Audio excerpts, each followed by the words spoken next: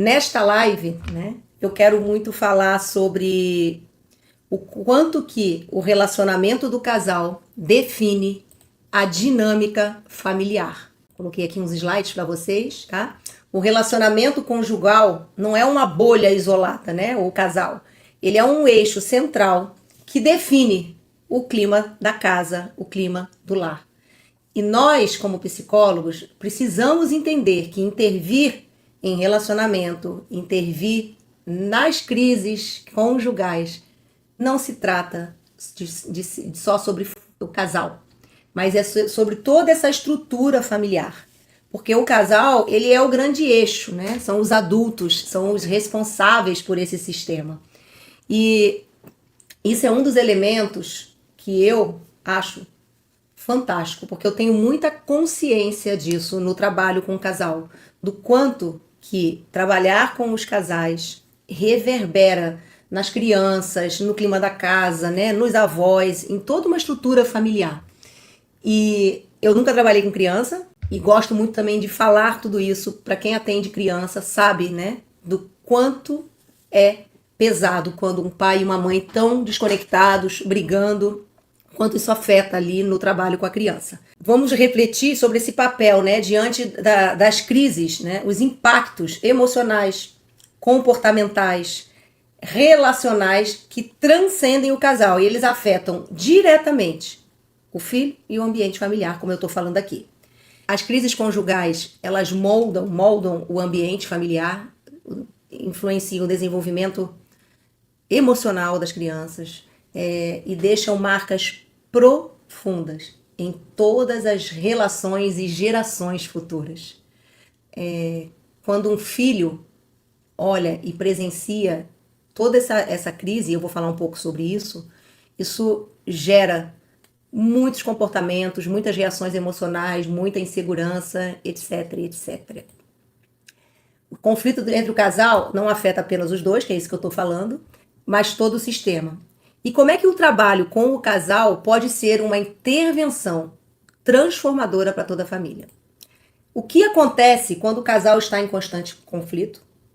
E como isso reverbera nos filhos, mesmo que de forma indireta. Eu digo que é direta, mas tá. Tem muitas questões que não são tão palpáveis. As pessoas têm uma dificuldade de ver. Primeira coisa que eu quero falar é quando eu estou num ambiente, né, numa atmosfera, vamos dizer assim, da família, da casa, tensa, instável, imprevisível. Isso gera também um aumento de insegurança, né? Tem um clima, eu digo aquele climão, fica aquele clima tenso na casa. E isso traz reflexos enormes, emocionais e físicos nos filhos. Muita coisa acontece. Para quem aí atende adolescente, né, muitas vezes o adolescente traz, né, alguns transtornos de ansiedade, dificuldades escolares, crianças também. Então, quando eles estão vivendo num ambiente, né, vamos dizer assim, doméstico, tenso, com brigas frequentes, né? O que acontece? Não adianta trabalhar só com a criança e ignorar o impacto da relação dos pais. Hoje, né, a gente sabe que tem muita coisa no mercado, muito curso hoje falando sobre orientação parental. Super legal. E eu acho realmente muito interessante. Que é todo esse olhar desse casal para lidar com esse filho, né? As orientações prático. Mas e o casal? Né? Porque o papel da orientação parental não traz esse olhar da dinâmica do relacionamento, de mediar o conflito, de trazer essa conexão, de olhar para o que está acontecendo com esse casal. E eu acho que isso é um vácuo que ficou, né? E esqueceram na terapia de casal de olhar para esse casal na parentalidade. Então, muitas vezes, isso aparece lá na frente no adolescente. Reflexo, né? Crianças ansiosas, inseguras, alterações de comportamento, desregulação emocional, a criança não consegue se regular. Muitas vezes isso aparece quando os pais são chamados na escola, que a criança está dando alteração, e quem trabalha aí com psicologia escolar sabe, tem algo muitas vezes acontecendo na casa. E às vezes é silencioso, porque os pais não trazem isso tão explicitamente para a escola. Ou acham que é irrelevante. É só uma briguinha, mas é uma briguinha em que tom, com que frequência, o que isso está gerando, né, para essa criança, o impacto na saúde física, porque as crianças, eles são as esponjinhas que eu falo. Eles absorvem tudo. Tudo o que acontece no ambiente, mesmo que não é dito, eles percebem. Quem tem filho aí sabe. Eu digo que é o Big Brother ao vivo e a cores. Eles estão ali olhando tudo, percebendo tudo, né, modelando tudo.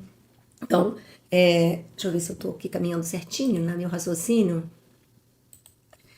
As crianças, né, muitas vezes perguntam assim, né, elas ficam com aquela dúvida, será que vocês vão se separar? A criança tem muito medo do rompimento e do abandono. Claro que todo casal tem conflito, todo casal vai brigar, mas qual a maturidade que esse casal tem para resolver os conflitos?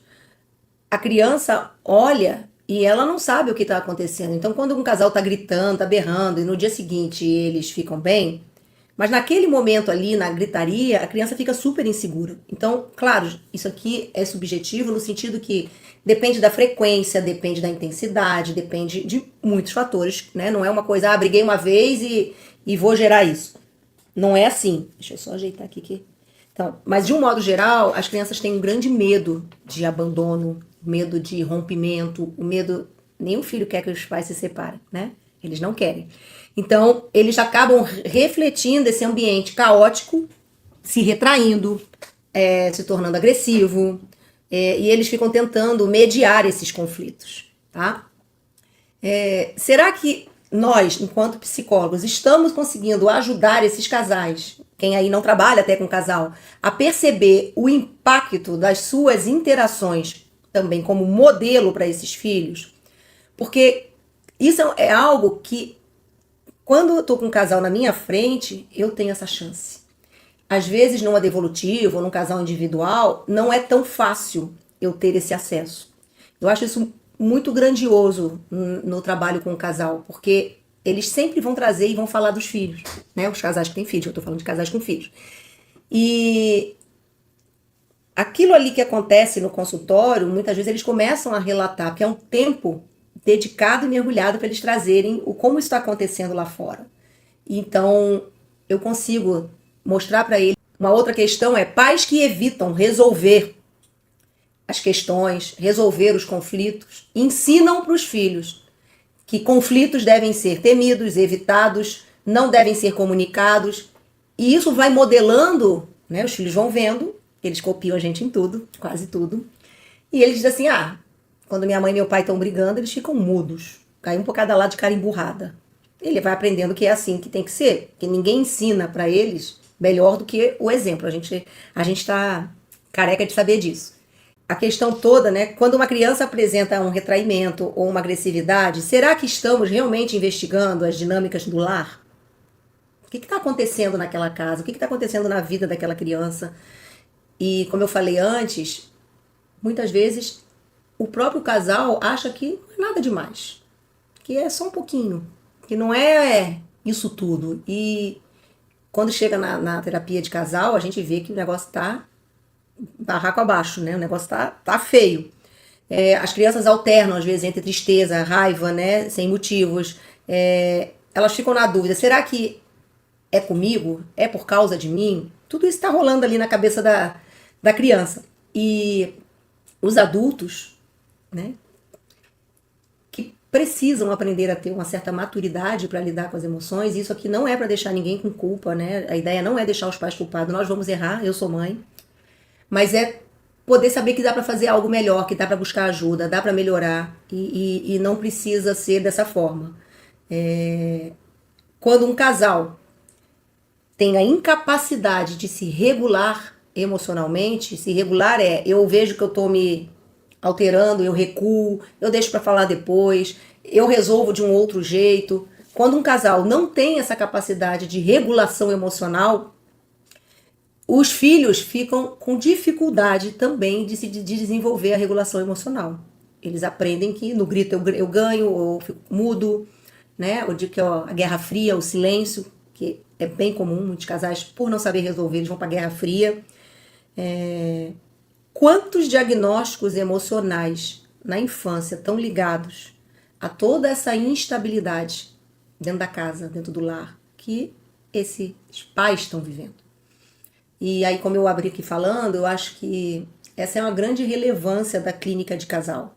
Trazer esse olhar mais amplo para a estrutura, para a família, para o legado, né, para a perpetuação de alguns comportamentos, porque muitas vezes esse casal, né, um ou outro, já viveu isso nas suas famílias de origem. E eles seguem reproduzindo formas, né, disfuncionais de ser. E muitas vezes eles nem se dão conta de que isso é disfuncional. E aí eu vou repetir, né? Nós temos um papel muito importante de que eu falo sempre de psicoeducação, que é mostrar isso não é legal, isso não é correto, isso não é bacana. Não é um lugar de professor, mas quando eu tô aqui comunicando, né? E esse vídeo vai pro YouTube e alguém, um casal assiste, porque né, eles assistem também, eu tô fazendo esse papel também como psicóloga, que é além do consultório.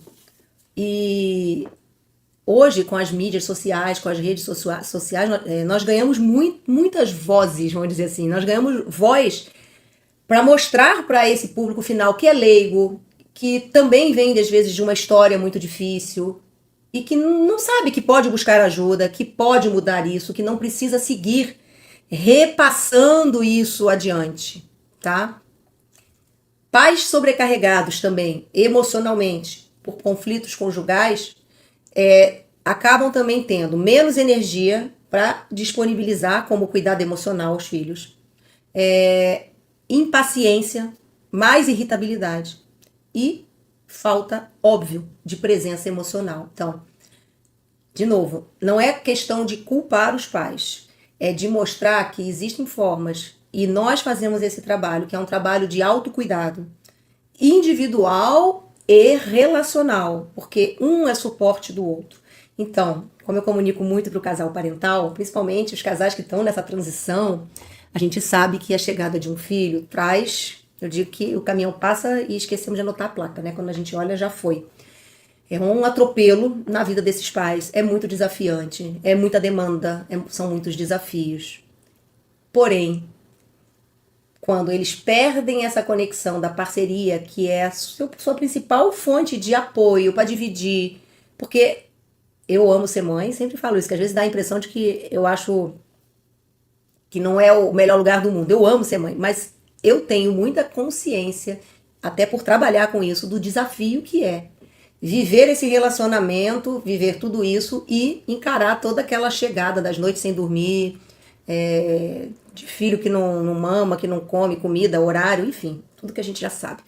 Então, quando os pais perdem esse apoio, essa conexão, e eles estão muito sobrecarregados, né, vivendo muitos conflitos, isso coloca eles numa roda de estresse tão grande que não sobra energia pro filho, né? A gente que é mãe sabe, tem dias que a gente tem vontade de arrancar os cabelos assim e pular da janela e ficar quietinha, escondida ali debaixo da mesa, às vezes.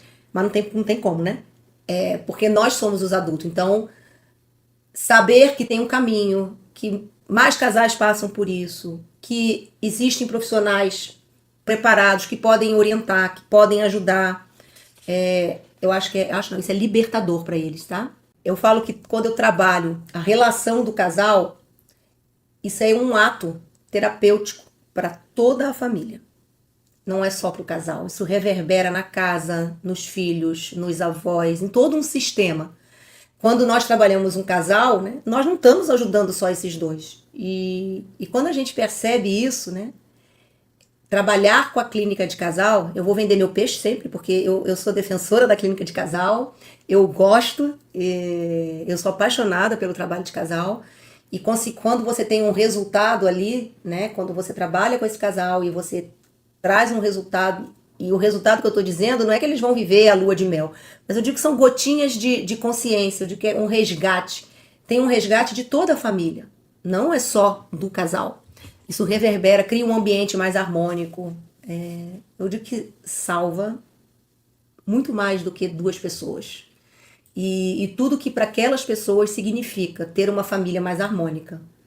De um modo geral, é tudo o que eles querem.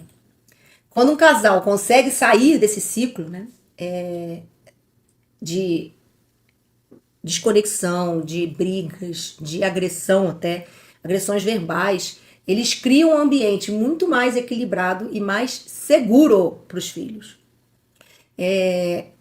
Como eu falei antes, muitas vezes os casais estão repetindo aquilo que viveram lá atrás e que nunca conseguiram resolver.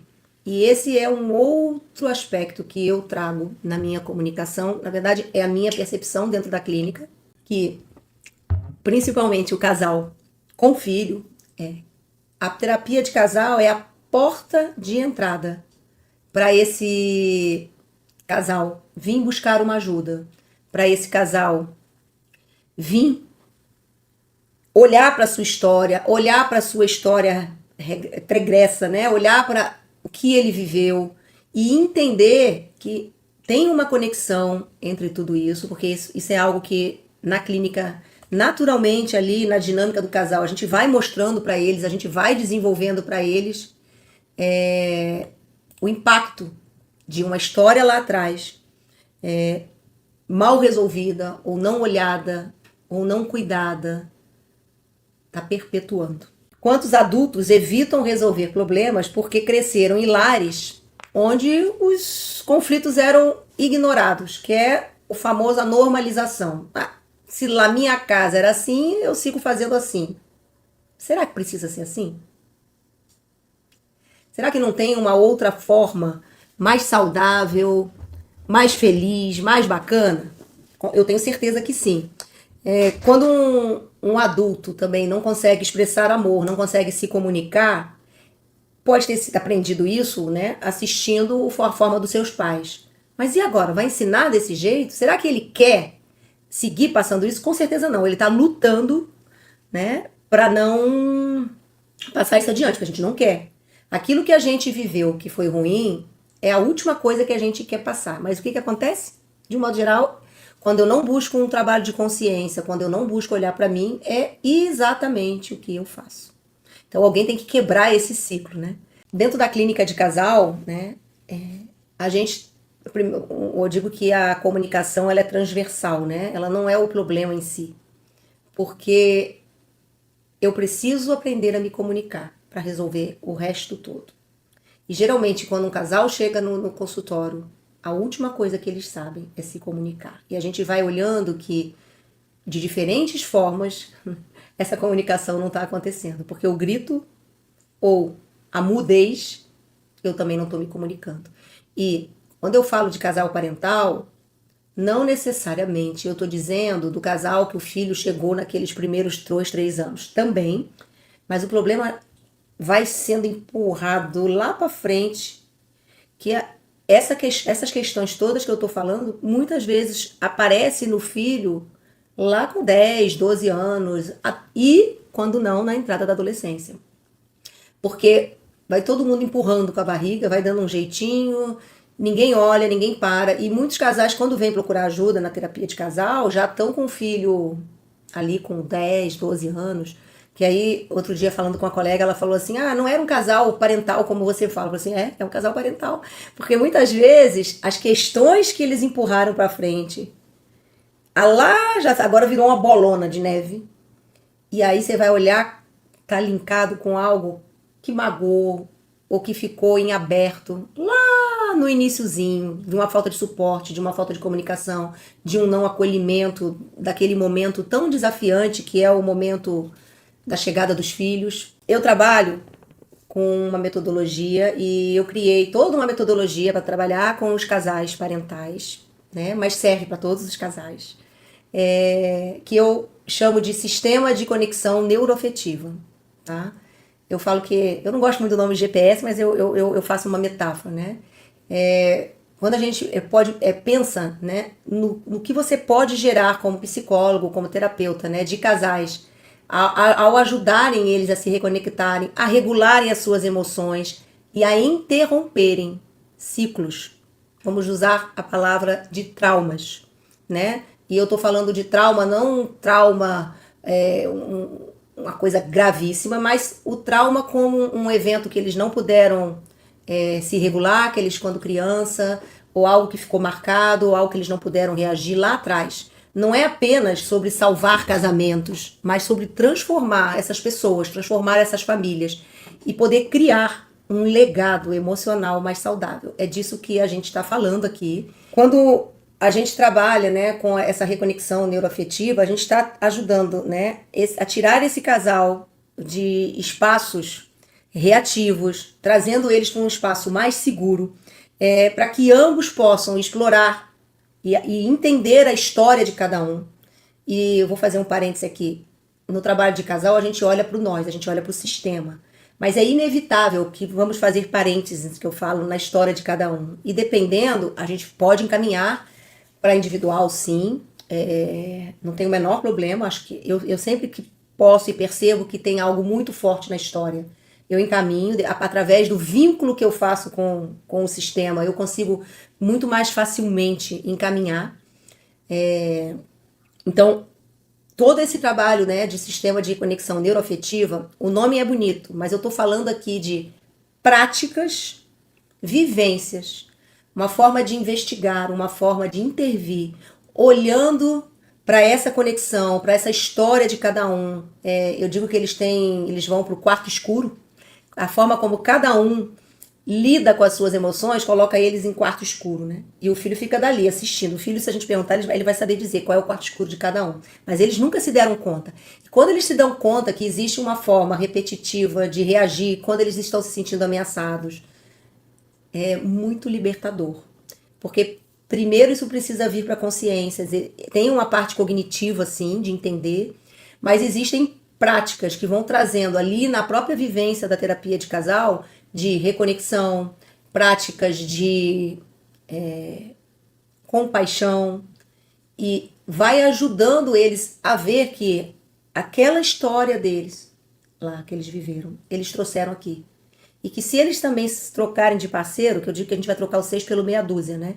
Eu troco de parceiro e vamos arranjar um parceiro igual. Porque se eu não olhar para as minhas questões, se eu não olhar para minhas histórias, não entender que eu tô repetindo algo, eu vou trocar o 6 por meia dúzia.